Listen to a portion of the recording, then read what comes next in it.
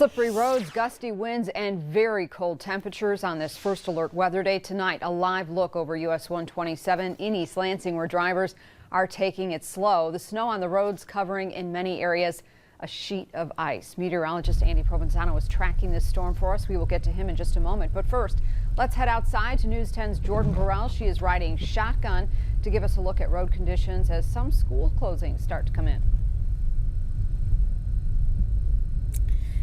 Good evening, and if people at home want to take a look on the our lower thirds to see some of those schools that have closed already, I am currently on Cedar, and road conditions are actually pretty good. The road's been pretty smooth. It's been a smooth ride. The road isn't paved yet, but we haven't seen anyone slip off. Currently, you can see this car is kind of flying by, seems to be doing fine, but local agencies are warning people of the slippery roads, gusty winds, and tree branches that could fall. The snowfall, winds, ice, and visibility are just some of the things schools take into account before they decide to close schools. Now in Holt, Superintendent Dr. David Hornak says they like to call it by 5:30 a.m. and he actually goes out and drives the roads himself to see what the commute would be like for his students and staff. A school bus can navigate inches of snow but really struggles on ice.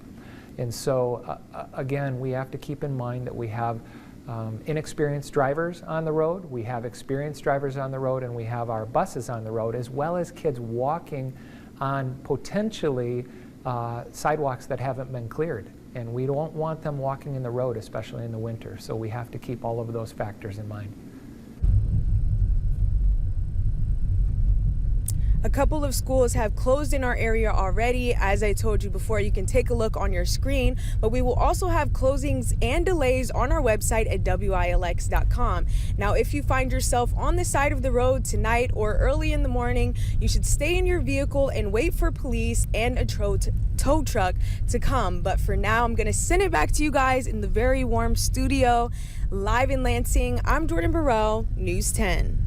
All right, Jordan, be careful out there. Andy Provenzano tracking this winter storm, which could mean, like she said, even more school closings by morning. And Andy, the road's pretty treacherous tonight. Yeah, because we did one of those hard, quick freezes. There was moisture on the pavement at 6, snow on top of that, and then that front went through. We just froze it up. They got to spread some salt or something to get all that up for the better traveling. First alert weather day was going to continue through the morning hours tomorrow for the wind gusts blowing that snow, for the wind chills that will start near 0, and for the slick roads, because they got to treat all of those. Even the secondary roads are not in the best of shape. This is a Skycam network what showed nothing but wet conditions at 6 o'clock. Now everything's snow covered. Look at the wind chills, already 3 in Milwaukee, 7 in Grand Rapids, so those will be near 0 by morning. Skycams, it's not snowing in Mason. Meridian Company Skycam though in Jackson is covered with snow. As we look at the radar returns, not that steady snow anymore. Now it's going to be lake effect that will come inland, and gradually that retreats towards the shoreline, so we won't be seeing snow all day tomorrow, just occasional snow showers. Winter storm warnings, winter weather advisories still apply because of the conditions. It's 26, feels more like 12. Look at the gusts at close to 40. In fact, there were gusts in our state at around 6 and 7 o'clock right near the lakeshore that reached 67 miles an hour in Saugatuck. There's no friction near the lake, so that's where the big ones are. A lot of wind yet to come and cold. Details coming up. Andy, thank you. We are seeing some power outages starting to pop up across the area, mostly in western Michigan, but they do look spotty. As you can see, we've seen a few areas in mid-Michigan, including Hillsdale County. Right now, Consumers Energy has about 20,000 customers without power. And with the